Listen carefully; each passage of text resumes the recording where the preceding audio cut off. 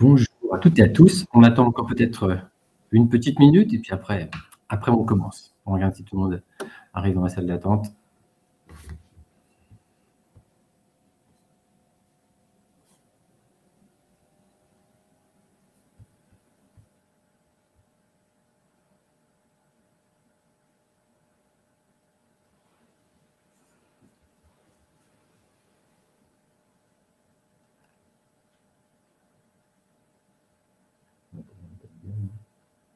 On va commencer.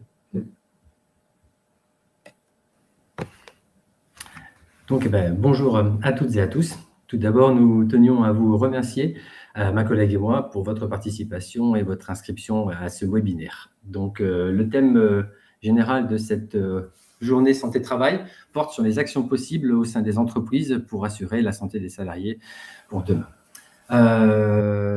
Et justement, dans le cadre de ce thème, nous avions décidé de travailler et de vous présenter le travail de nuit. Avant toute chose, et avant que nous nous présentions, vous pouvez, via le chat, poser toutes les questions que vous voulez. Notre modératrice nous le transférera. Et en fin de présentation, si vous le voulez bien, nous y répondrons au fur et à mesure. On prendra quelques minutes pour répondre à toutes vos questions. Alors, avant de me présenter, je vais passer la parole à ma collègue, honneur aux dames, et juste la remercier d'être présente aujourd'hui parce qu'elle était assez malade. Sa voix, pour l'instant, tient. Peut-être qu'on la perdra en cours de présentation, mais pour l'instant, ça tient. Donc, je lui passe la parole. Bonjour à tous, donc je suis Élise Marquis, je suis infirmière en santé au travail, j'exerce au sein de la IST 89 sur le secteur de la Vallonnée. Et donc moi, c'est Nicolas Le Sur, donc je suis infirmier en santé au travail donc, de la IST 89 sur le secteur de Migène. Alors comme vous pouvez le voir ici, c'est la carte de Lyon avec la représentation pour l'instant partage géographique de la IST 89 qui prend en charge la presque globalité des salariés du département, excepté le secteur du Sénonais. Et puis, donc je dis excepté parce que le service de santé au travail du Jovinien, Joigny, nous rejoindra début 2022 et intégrera définitivement la IST 89. Alors, pourquoi le travail de nuit et pourquoi avoir marqué le titre avec trop souvent banalisé? Tout simplement parce que dans le cadre de nos visites d'information et de prévention, nous les infirmiers, on a souvent l'occasion justement de présenter et d'expliquer aux salariés les risques encourus et on constate à chaque fois qu'il y a une bonne partie des salariés qui ne sont pas au courant des risques potentiels d'un travail de nuit et ou alors parfois une certaine forme de banalisation. Alors, on peut souvent entendre c'est pas grave, je récupérerai mon sommeil, ça ira mieux à la retraite et ceci et cela, c'est pas grave si j'ai antécédents médicaux. Donc on constate souvent cette banalisation et on peut aussi la rencontrer dans le cadre de nos échanges avec les employeurs. Oui, c'est cool. J'espère que tout le monde est bien entendu. Donc, on a aussi souvent l'occasion de rencontrer cette banalisation lors de nos rencontres avec les employeurs. Donc, c'était le thème de notre sujet d'aujourd'hui. Nous allons donc, alors avant de commencer de rentrer dans le vif du sujet avec l'impact sur la santé du salarié, on va d'abord aborder ce sujet en commençant par quelques notions réglementaires que vous devez certainement tous déjà connaître et savoir, mais on ne pouvait pas passer à côté. Ces notions, il faut savoir que ce sont une base générale. Elles n'ont pas vocation à préciser toutes les possibilités d'adaptation ou d'accords de branche possibles. On n'a pas non plus choisi de tout développer, comme le travail en soirée et d'autres. Mais voilà, c'est plutôt une réglementation, on va dire, globale et générale pour introduire le sujet. Nous enchaînerons ensuite sur les impacts sur la santé du salarié. Et puis, nous verrons que ce n'est pas forcément une fatalité, ces impacts sur la santé ne sont pas forcément une fatalité et qu'il existe des moyens, des actions à mettre en œuvre pour prévenir justement ces impacts et faire que le salarié reste en santé au sein de son entreprise. Alors, le travail de nuit. Le travail de nuit est défini par l'article L3122-1 à 3122-4 du Code du travail. C'est la période qui est comprise entre 21h à 7h. Alors, on a marqué les 3 petits laïus juste en dessous pour bien définir qu'il faut au moins 9 heures consécutives comprenant l'intervalle entre minuit et 5h. C'est cet intervalle-là qui est très important pour la définition du travail de nuit. C'est le minuit et 5 heures. C'est pour ça qu'en dessous, au moins 2 fois dans la semaine, 3 heures de travail de nuit, donc compris dans ces horaires particuliers de minuit et 5 heures. Et ou alors est considéré en travailleur de nuit tout salarié qui effectue 270 heures de nuit sur 12 mois. On a noté facteur de pénibilité, puisque le travail de nuit est classé en facteur de pénibilité. Et à ce titre, le salarié peut renseigner et valider son compte professionnel de prévention.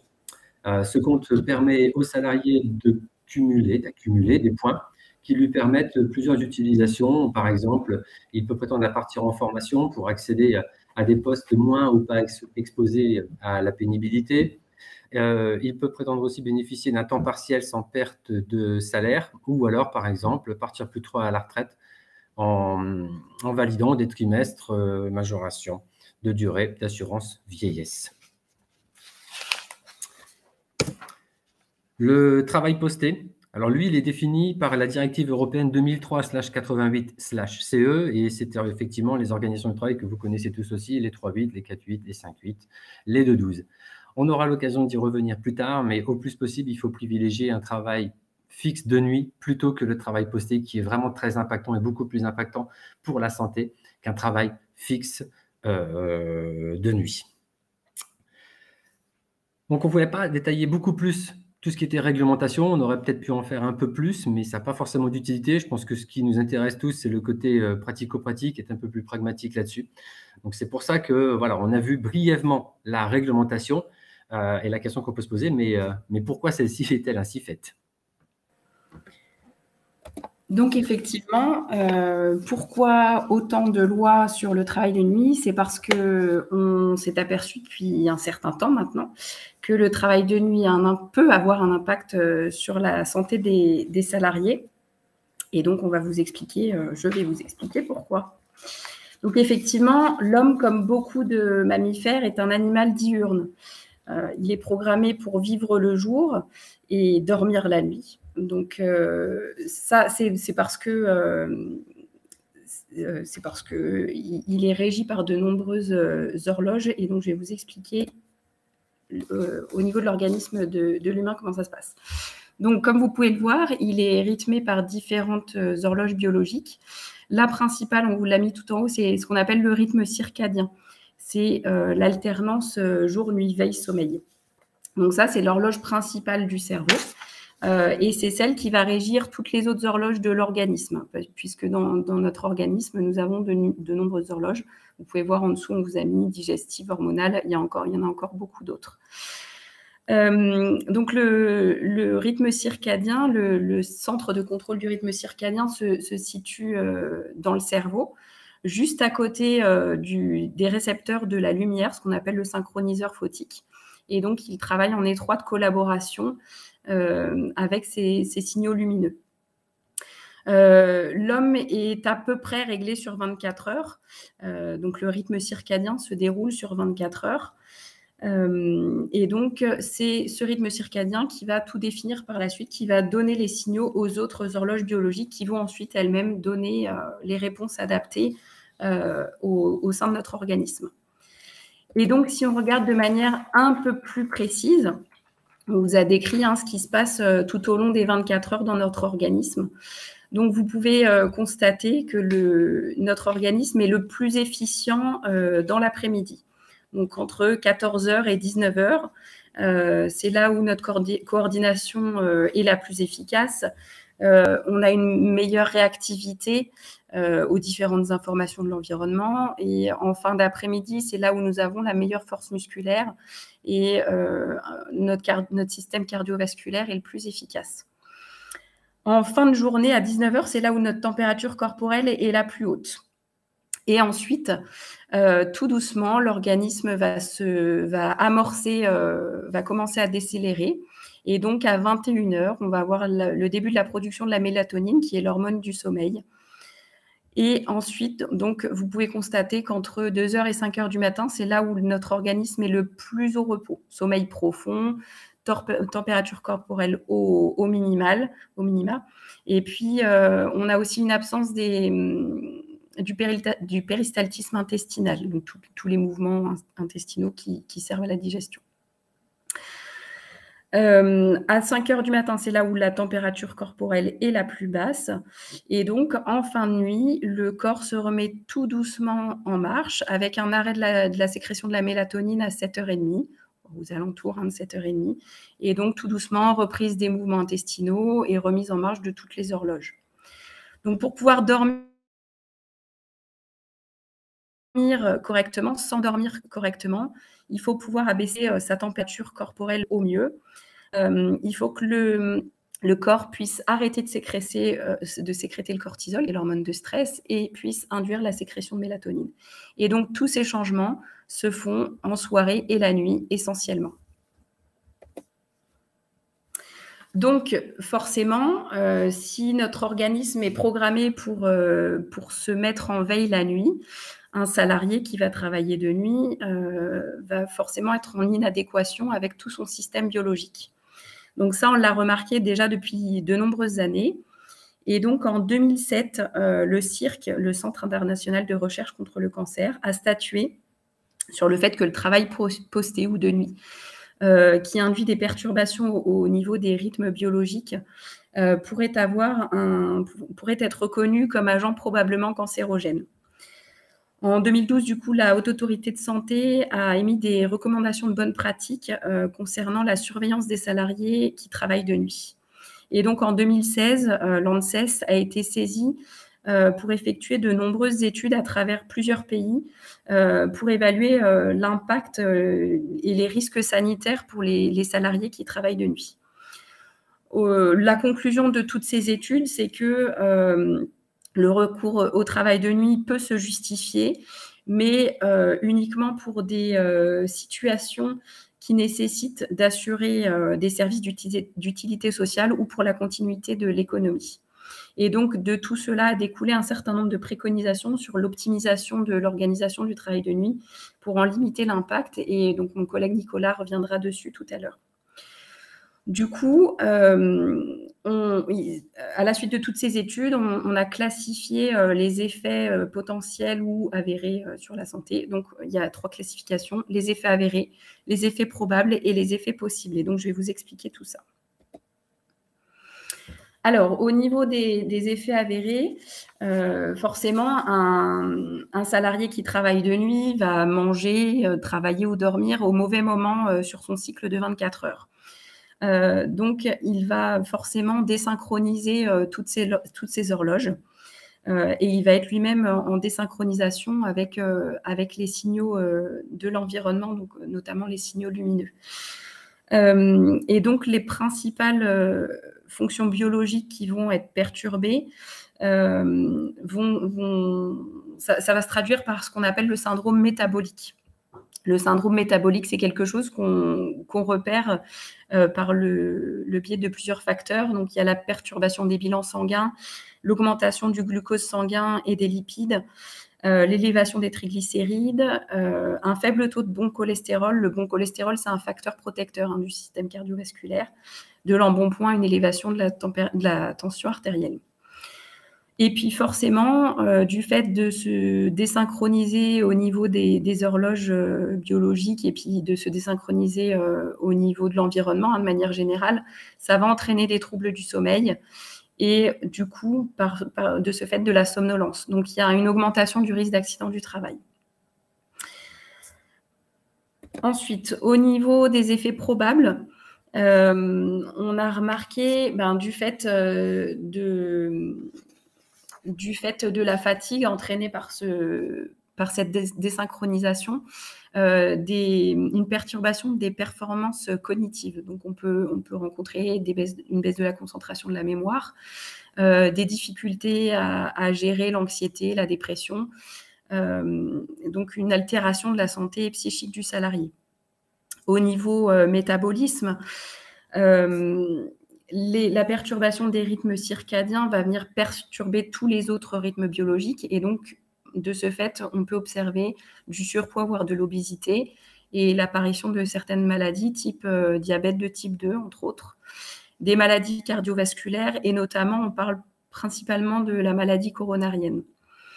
Et donc, comme je vous le disais tout à l'heure, en 2007, le CIRC a statué sur un effet probablement cancérogène du travail de nuit sur la santé du salarié.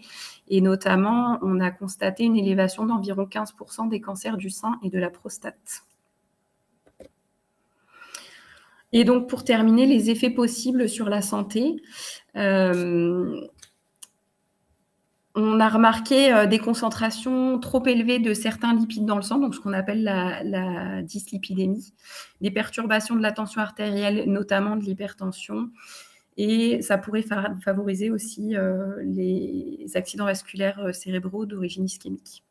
Alors, une nuance par rapport à tout ce que je viens de vous énoncer, certes, le travail de nuit a un impact sur la santé.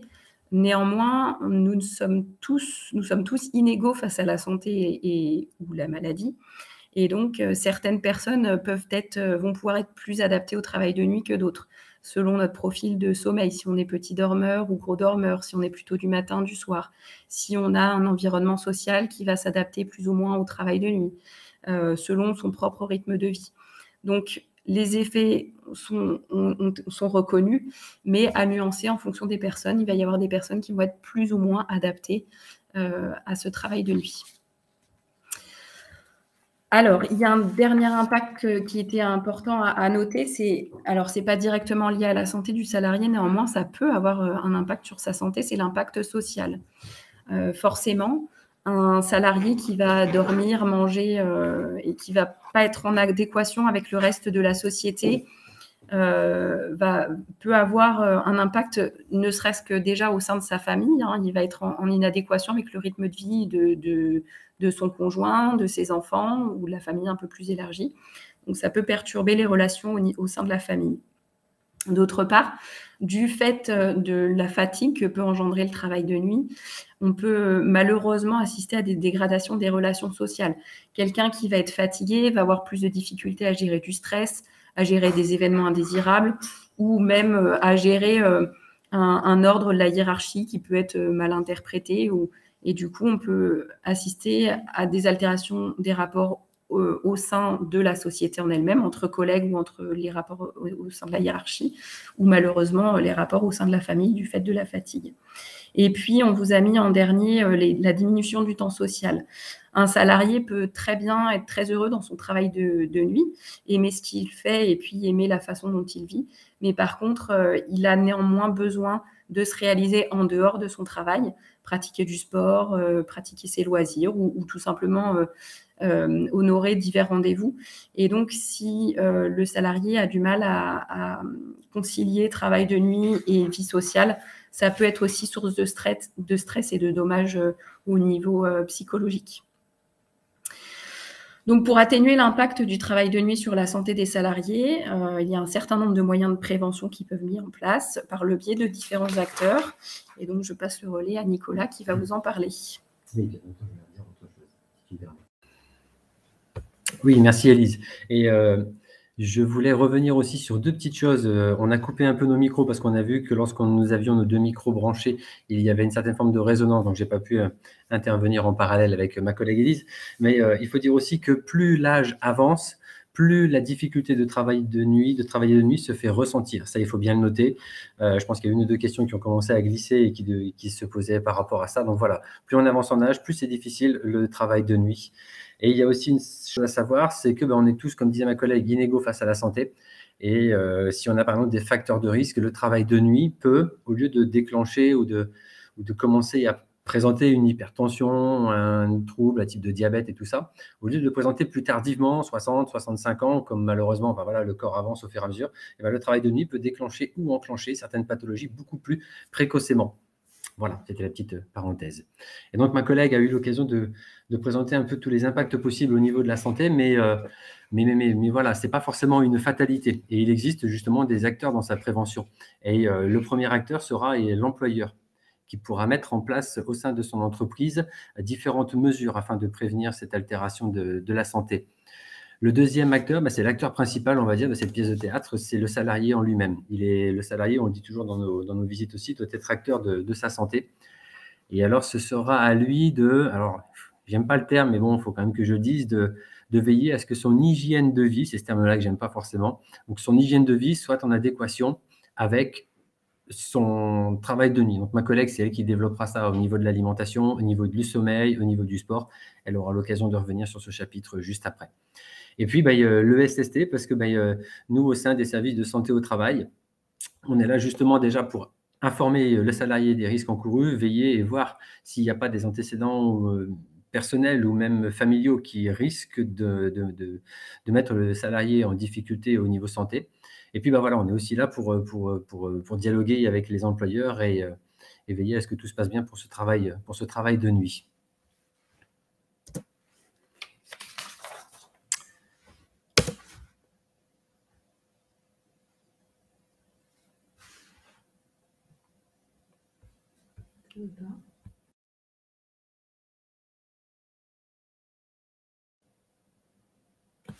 Bon, j'avais coupé mon micro pour essayer de voir. On n'arrive pas pour l'instant à avancer la slide. On va essayer de voir comme ça avec ma collègue. Si, ça y est, impeccable.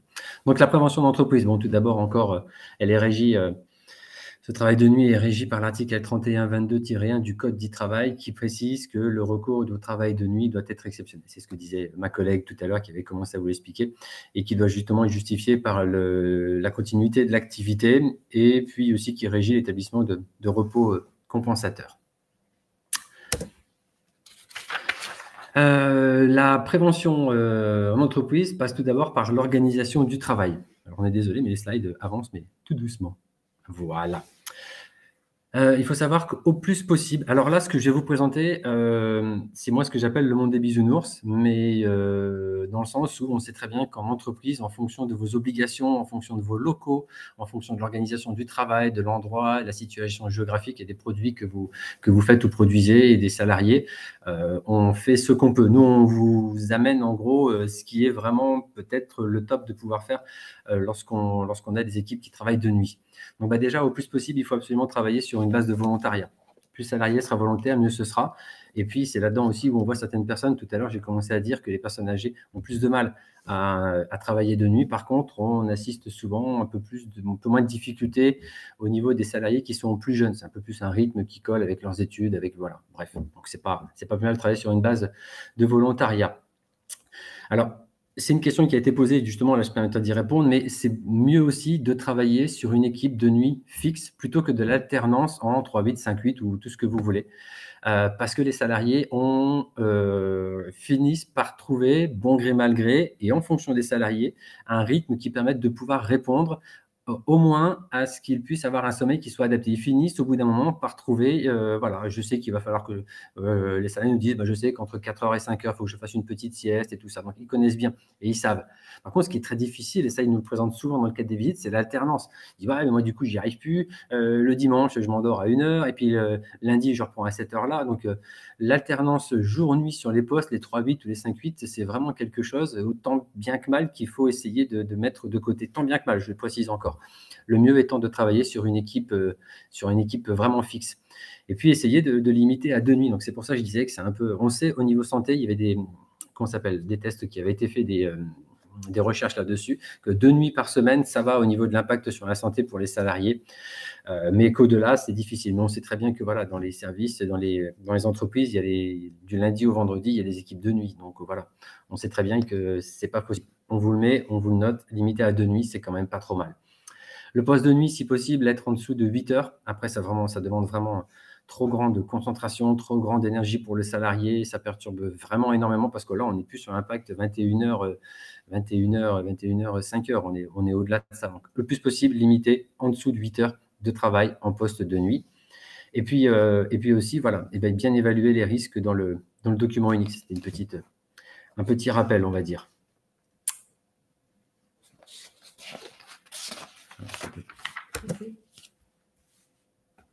Et voilà. Et secondairement, la prévention d'entreprise passe aussi par une adaptation des conditions de travail. Alors, je suis désolé, je ne sais plus qui avait dit cette phrase et je m'en excuse. Bon, bref, mais le travail de nuit n'est pas un travail de jour effectué la nuit. Dans le sens où, comme le disait tout à l'heure par rapport au rythme circadien, l'homme est beaucoup plus concentré en début d'après-midi, dans la matinée, bref, et le travail de nuit ne doit pas imposer aux salariés des tâches qui sont vraiment trop complexes. Il faut avoir des tâches simples. On ne parle pas non plus d'un aboutissement des salariés, mais vraiment réserver les tâches les plus simples au travail de nuit, au même titre de privilégier les efforts physiques les moins intenses. La force maximale est à 19 heures la journée. La nuit, voilà, on ne laisse pas les salariés qui sont de jour, on ne laisse pas à leurs collègues de nuit les travaux ou les choses les plus difficiles à porter. On entend souvent parfois, c'est pas grave, on laisse les grosses caisses, c'est ceux de nuit qui vont les transporter. Non, ce serait plutôt l'inverse, on va dire. Tous les efforts physiques moins intenses doivent être effectués la nuit au même titre que les tâches les plus simples. On évitera aussi, bien sûr, les urgences de production. Ce n'est pas à la nuit, lorsqu'il y a moins de présence de personnel, lorsqu'il y a moins de concentration, lorsqu'il y a moins d'intensité physique, de devoir pallier aux efforts et aux urgences de production. Bon, éviter le travail isolé, ça vaut de jour, mais peut-être encore plus de nuit, parce que là-dessus, il y a l'obscurité qui se fait ressentir aussi et qui rajoute une majoration dans ce risque. Les 3 derniers, donc la salle de pause, c'est en fonction bien sûr une fois de plus de vos entreprises et de ce que vous pouvez, mais il est vraiment très, très bénéfique dans ce laps de temps qui est de 2 heures à 4 heures du matin, moment où le salarié, s'il ne travaillait pas de nuit, bénéficierait du sommeil le plus profond, de permettre aux salariés, tant bien que mal, de pouvoir avoir une salle de repos, une salle de pause, qui soit vraiment adaptée à ça. Il y a des endroits, dans certaines entreprises, où c'est privilégié, c'est vraiment une salle qui est mise à l'écart, qui est connue et reconnue par les salariés, dans lequel on ne rentre que pour se reposer, avec des fauteuils, des choses comme ça. Donc le but, c'est vraiment de permettre aux salariés de se mettre en pause un petit peu. Et pour ceux qui ont malheureusement l'habitude de travailler de nuit, peuvent faire une espèce de micro-sieste, un quart d'heure, 20 minutes. Ils plongent un petit peu comme ça et ils se réveillent, ils finissent par rattraper cette petite habitude et ils se réveillent. Et ça, c'est drôlement bénéfique. La petite salle de pause, c'est drôlement bien. Après, vous pouvez essayer de travailler sur un éclairage qui va être modulable. En début de poste de nuit, travailler sur une intensité lumineuse qui est plus élevée, faisant penser au cerveau du part de synchroniseur photique, de se dire, bah, tiens, c'est le matin, le soleil se lève, impeccable, intensité lumineuse au maximum, on va y aller, on va rentrer en éveil. Et puis, au fur et à mesure du poste de nuit, baisser l'intensité lumineuse de telle façon à ce qu'en fin de poste, le cerveau du salarié puisse enregistrer que, ben voilà, la luminosité baisse, on est en fin de soirée et puis l'organisme va se remettre pseudo-automatiquement, on va dire, et un peu plus en veille que si l'intensité lumineuse était toujours beaucoup plus intense. Et puis ensuite, on a marqué les distributeurs adaptés. On voit souvent ça en entreprise. Alors, en fonction aussi, ma collègue, je lui laisserai le message et je lui laisserai le bébé, c'est qui va le présenter juste après sur l'alimentation du salarié. Ça peut être bien adapté, le contenu des distributeurs. Alors après, chaque salarié est acteur de sa santé. Encore une fois, c'est lui qui verra. Je pense que le fait d'être informé lui permet de pouvoir choisir ou non, de se faire plaisir ou non. Mais certaines fois, dans les distributeurs, on constate que ce n'est pas forcément adapté aux conditions de travail du salarié ou à son temps de travail. Alors, justement, je vais laisser la parole à ma collègue qui va vous présenter la prévention par l'acteur principal de la prévention par le salarié.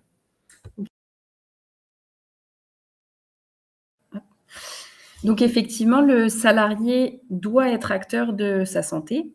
L'employeur, lui, a certaines obligations vis-à-vis de ses salariés, mais le salarié doit rester acteur et maître de sa santé.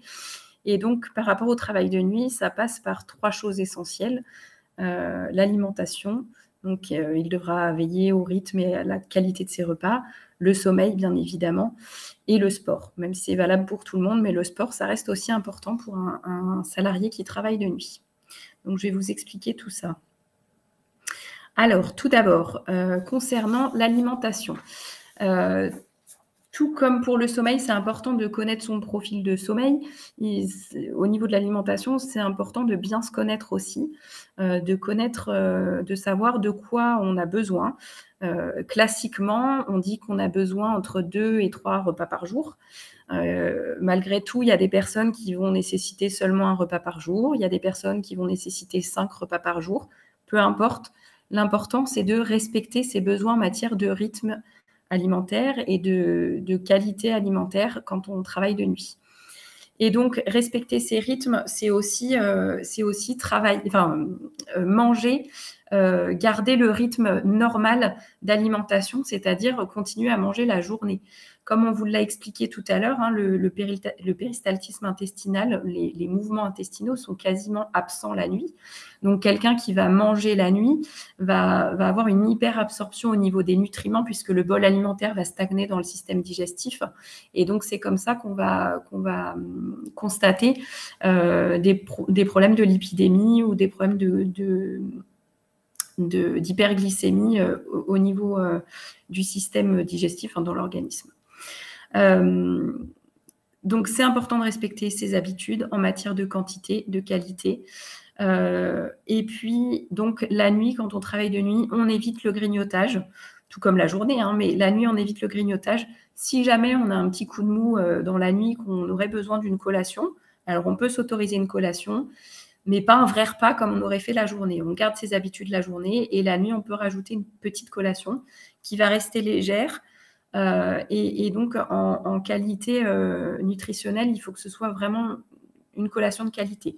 Donc, on s'entend par qualité, c'est-à-dire qu'on privilégie les protéines, les féculents, qui vont être des choses qui vont s'assimiler de manière plus lentement et dont l'énergie va se diffuser dans l'organisme sur un plus long temps. À l'inverse, les sucres rapides, ils vont être éliminés aussi vite et donc on ne va pas pouvoir pallier à la fatigue de la nuit. Donc on retient les protéines, les féculents, ça réveille, le sucre, ça endort. Et de même, on évite de faire un trop gros bol alimentaire. Donc vraiment une collation vraiment légère pour limiter la somnolence postprandiale.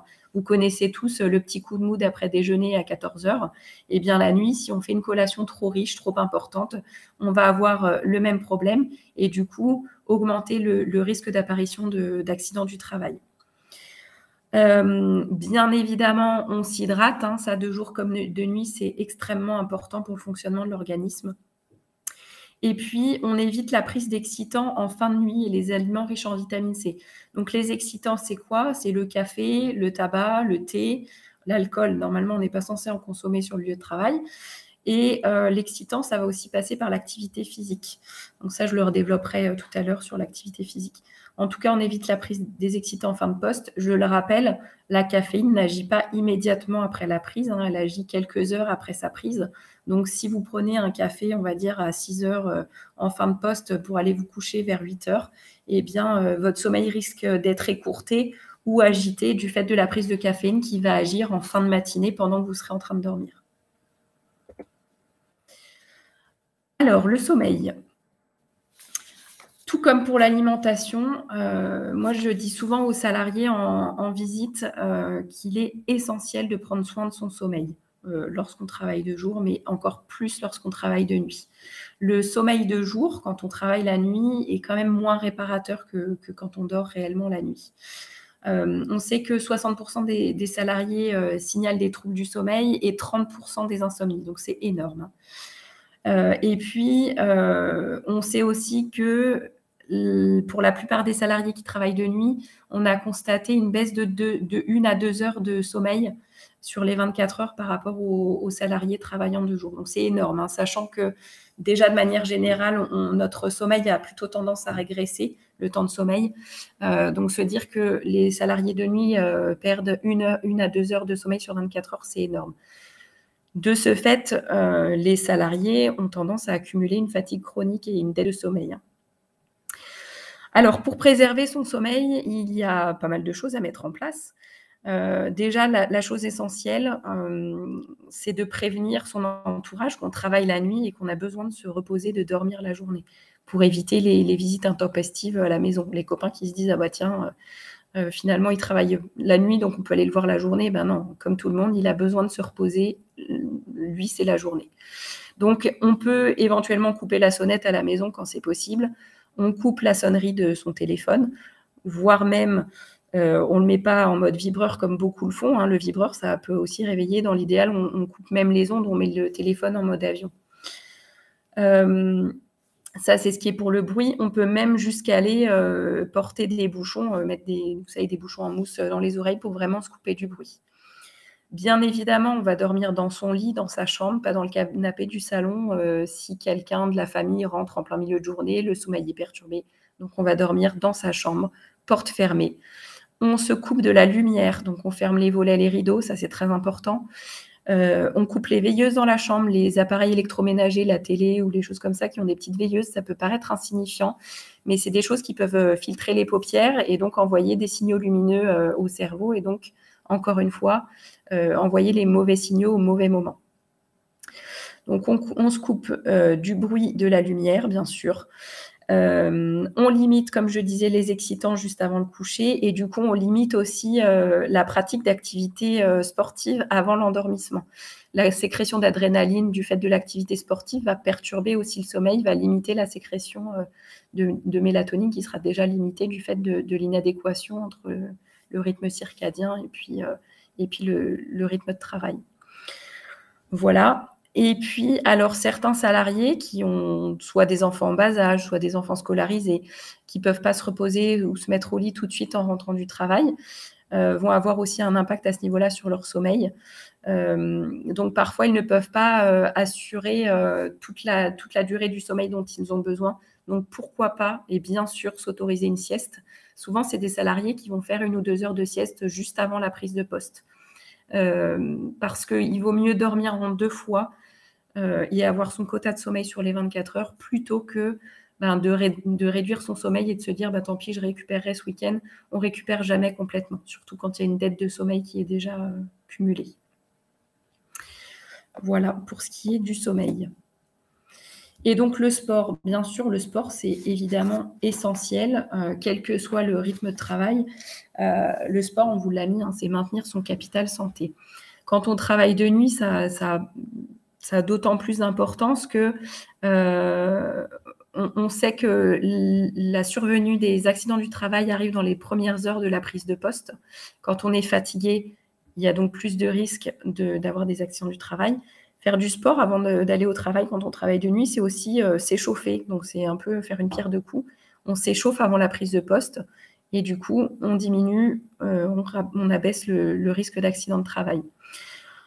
Une autre manière de faire d'une pierre deux coups, si possible, on fait du sport à plusieurs. Ça permet d'allier l'utile à l'agréable, de maintenir son corps en bonne santé et puis de maintenir son capital social aussi. C'est important.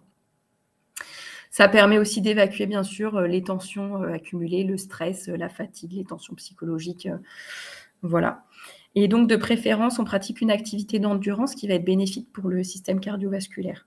Dans les recommandations générales, on recommande 30 minutes de marche rapide par jour minimum. Alors, on ne fait pas forcément de la marche rapide, mais en tout cas, de l'activité physique assez importante. C'est important de le faire tous les jours pour se maintenir en bonne santé. Donc, le sport, pour terminer sur l'échauffement avant la prise de poste, c'est le levier essentiel dans la prévention des TMS. Les TMS, ce sont les troubles musculo-squelettiques. Et donc, ils arrivent quand même en tête dans les accidents de travail. Alors, voilà ce qui est pour la prévention par le salarié. Maintenant, je vais vous parler, bien sûr, de nous, puisque nous sommes là aujourd'hui. Donc, on a aussi des missions auprès de vous. Donc, on est conseiller de l'employeur, mais bien sûr, on est conseiller du salarié aussi. On agit sur les 2 niveaux. Et donc, bien sûr, nous, le cœur de notre métier, c'est de recevoir aussi les salariés en visite. Donc, pour les salariés qui travaillent de nuit, on va s'attacher, durant nos visites, à repérer tous les signaux qui pourraient indiquer que le salarié n'est plus adapté à son travail de nuit. Donc, bien sûr, on va interroger sur les rythmes alimentaires, sur le rythme de sommeil, la qualité du sommeil. On va surveiller la prise de poids au fil du temps, au fur et à mesure des visites. On va surveiller la tension. On va surveiller tous les paramètres qui pourraient indiquer que le salarié n'est pas bien adapté à son travail de nuit. On vous a mis au milieu le SIA, le suivi individuel adapté. C'est les nouvelles recommandations, les dernières lois santé-travail. Le travailleur de nuit bénéficie d'un suivi individuel adapté. Donc, ça veut dire qu'on doit le voir maximum tous les 3 ans. Il est vu soit par le médecin, soit par l'infirmier en santé de travail. Donc, c'est un maximum. Bien sûr qu'on s'adapte à chaque cas. en fonction du poste de travail du salarié, si c'est un poste de travail particulièrement éprouvant ou pas, en fonction de sa situation de santé. On parlait tout à l'heure, si quelqu'un est déjà malade avant de travailler de nuit, du diabète, des problèmes cardiovasculaires, c'est des choses qui peuvent déstabiliser ces maladies-là, déséquilibrer un diabète, déséquilibrer un traitement antihypertensif. Donc, c'est des choses qu'on va surveiller pendant nos visites et réadapter. Et du coup, on va adapter le suivi du salarié. Alors, on parlait tout à l'heure réglementation. Il y a aussi une petite chose concernant les femmes enceintes. Le travail de nuit n'est pas adapté avec la grossesse. Donc souvent, nous,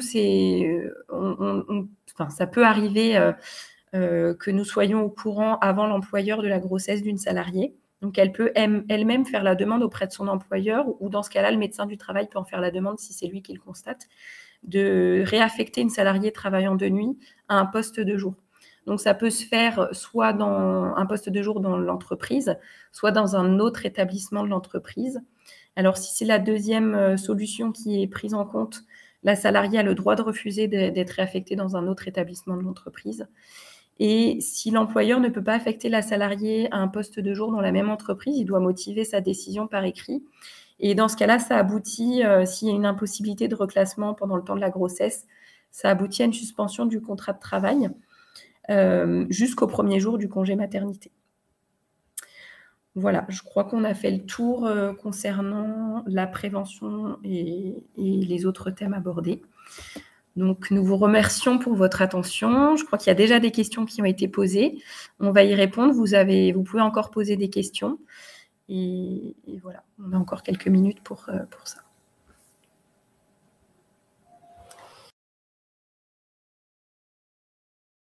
Tu veux prendre quelles questions? Alors, du coup, j'ai regardé un peu comme ça, beau de décoffrage des questions qui viennent d'arriver. Il y en a eu quelques-unes qui ont porté sur le meilleur choix d'alternance, on va dire, si obligation d'alternance. Le mieux, c'est de respecter une journée. Donc, commencer par matin, après-midi et ensuite nuit. C'est comme ça qu'il y a le moins d'impact, on va dire. C'est ce qui est le mieux, surtout pour le sommeil dans ces cas-là, de respecter ça. Alors, mais je pense qu'on a répondu aussi. Alors, je suis désolé, je n'ai pas les noms des personnes qui ont posé des questions. Il vaut mieux travailler de postes en nuit fixe. C'est ce qu'on a dit, que d'alterner les postes en 3-8. Bon, on l'avait dit et tout ça. Je pense que du coup, ça a répondu à votre question, mais je le redisais là comme ça au passage. Il vaut mieux travailler en poste de nuit fixe et puis après faire 2 équipes en 2-8, quoi, matin et après-midi. Et après, voilà, on n'a aussi pas forcément dit, mais il faut permettre aux salariés, sur la base du volontariat, de passer 2 nuits. Et ensuite, si ça ne va pas, ils doivent, pour des raisons X ou Y, repasser, voilà, il faut pouvoir leur permettre aussi de repasser 2 jours. On avait oublié de... Moi, je devais intervenir, mais je n'ai pas réuni mon micro. Voilà. Alors... Chaque individu a le même rythme biologique. Oui, alors on est tous un peu inégaux face à la santé, on l'a dit. En gros, oui, on a presque tous le même rythme biologique sur presque tous les mêmes phases biologiques. Alors, il y a des capacités d'adaptation de l'être humain, mais en gros, voilà, on peut parler du même rythme biologique, qu'on soit bien sûr africain ou asiatique et tout ça. Il y aura des formations qu'on pourrait effectivement nuancer ou changer, mais sinon, oui, on a presque tous le même rythme biologique.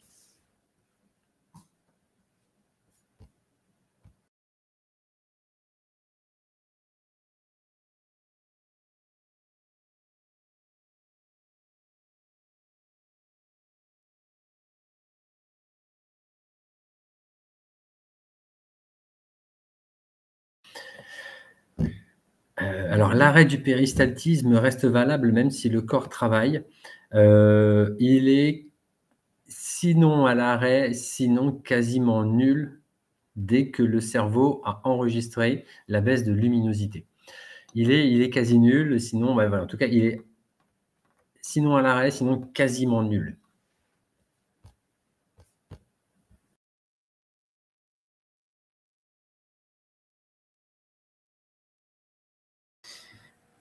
Pour compléter sur le péristaltisme intestinal, le salarié de nuit a beau être exposé aux luminosités de l'entreprise la nuit, le cerveau a quand même enregistré une baisse de luminosité, surtout en hiver, quand le salarié arrive au travail qui fait déjà nuit.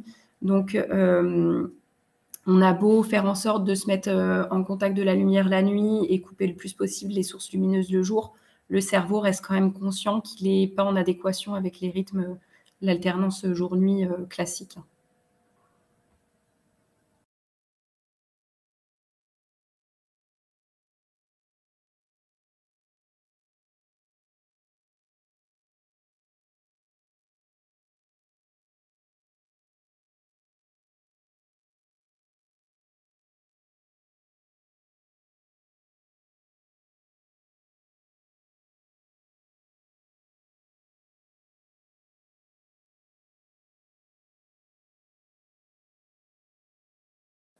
Alors, il y avait une question sur les horaires de nuit à privilégier sur un poste qui se termine plutôt vers 5 ou 7 heures.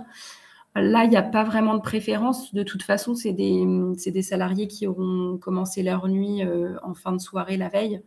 Ce qui est le plus difficile pour les salariés, ça va être de se lever, de commencer son travail en pleine nuit. Entre 2 et 5 heures, c'est vraiment ce qui est le plus difficile pour les salariés. Après la fin du poste de travail, entre 5 et 7 heures, il n'y a pas vraiment de différence.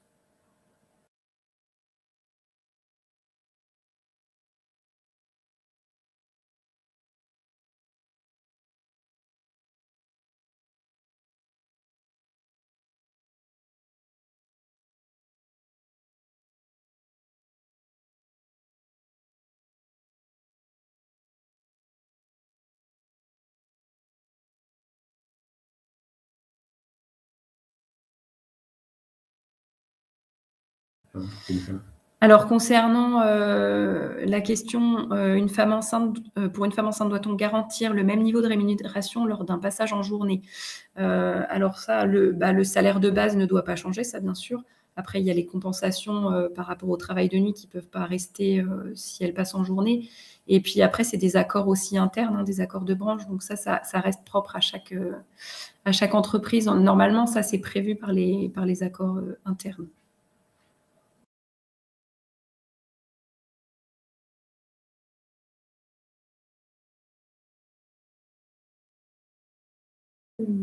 Est-ce est-ce que quelqu'un aurait une dernière question? Après, on a vu le questionnement de notre collègue Idest sur Autun et puis, si elle peut, à la rigueur, on va peut-être pas forcément parce que là, je suis vraiment désolé, on va devoir, fermer la salle pour que les collègues d'après puissent se connecter. Je suis vraiment désolé.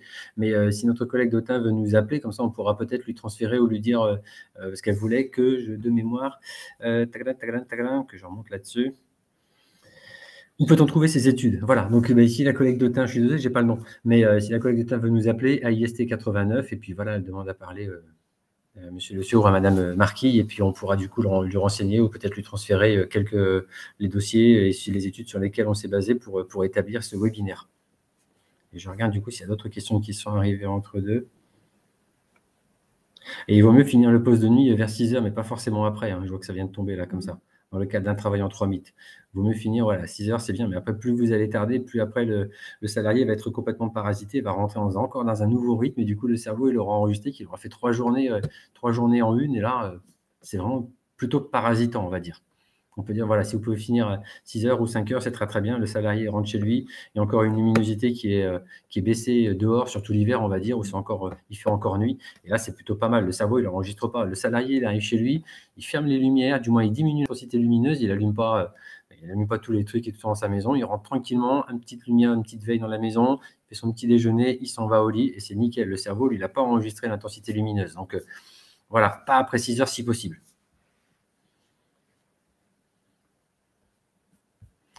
Bon, bah, écoutez, s'il n'y a pas d'autres questions, je suis désolé, on va devoir arrêter. Merci beaucoup en tout cas de nous avoir suivis. Si après on peut peut-être compléter, enfin voilà, n'hésitez pas encore à nous recontacter si vous avez vraiment des besoins. Et puis je lance le message à l'IDEST d'Autun. Voilà, merci beaucoup tout le monde de nous avoir suivis et on espère que ça aura pu vous apporter différentes petites choses et que ça vous sera utile dans votre entreprise et puis pour vos salariés. Merci à vous. Au revoir.